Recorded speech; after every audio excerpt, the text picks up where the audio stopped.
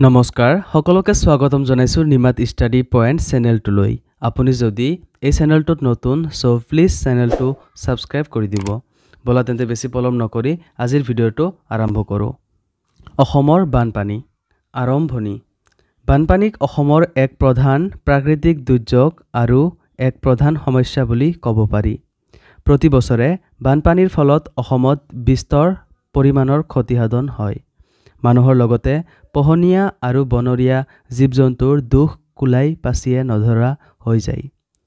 খেতিপথাৰৰ শস্য নষ্ট হোৱাৰ উপৰিও জীৱ-জন্তু ঘৰদুৱাৰ আদি উটুৱাই লৈ মৰাও দেখা যায়।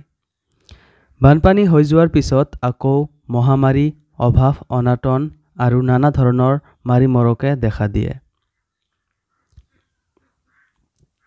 বানপানী হোৱাৰ কাৰণ। অসমৰ বানপানীৰ মুখ্য কাৰণসমূহ তলত দিয়া ধৰণৰ। প্ৰথমতে অসমৰ নদীসমূহৰ অৰ্থাৎ প্ৰধানকৈ ব্ৰহ্মপুত্ৰ নদীৰ উৎপত্তি স্থলত বৰফ গলা। বাৰিষা কালত উষ্ণতা বৃদ্ধিৰ লগে লগে নদীখনৰ উৎপত্তি স্থলত বৰফ গলিবলৈ ধৰে, ফলত নদীৰ বুকুত পানীৰে উপচি পৰি বানপানী হয়। দ্বিতীয়তে বাৰিষা কালত মৌচুমী বায়ুৰ প্ৰভাৱত অসম আৰু তাৰ চুবুৰীয়া ৰাজ্যসমূহত কেইবা মাহত ধৰি ধাৰাসাৰ বৰষুণৰ ফলত নদীবোৰৰ ধাৰণ ক্ষমতাতকৈ পানীৰ পৰিমাণ বৃদ্ধি পায়।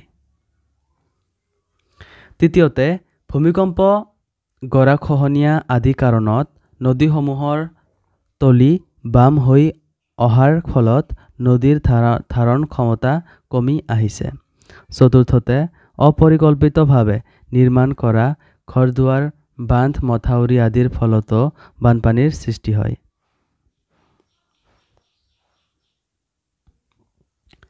প্ৰতিকাৰৰ উপায়।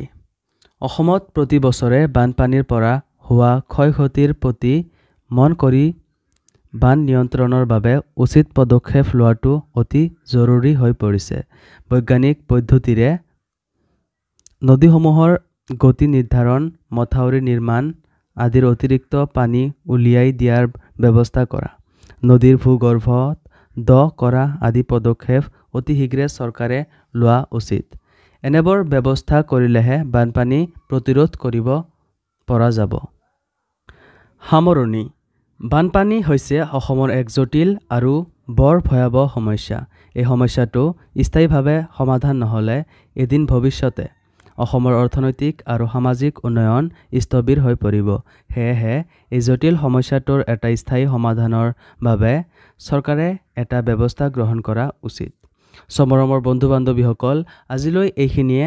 আশা কৰোঁ এই ভিডিঅ'টো তোমালোকক সহায় কৰিছে। যদি ভিডিঅ'টো ভাল লাগিছে তেন্তে এই ভিডিঅ'টো তোমাৰ বন্ধুবৰ্গৰ সৈতে শ্বেয়াৰ কৰি দিবা আৰু চেনেলটো যদি এতিয়ালৈকে ছাবস্ক্ৰাইব কৰা নাই তেন্তে প্লিজ চেনেলটো ছাবস্ক্ৰাইব কৰি দিবা। ধন্যবাদ।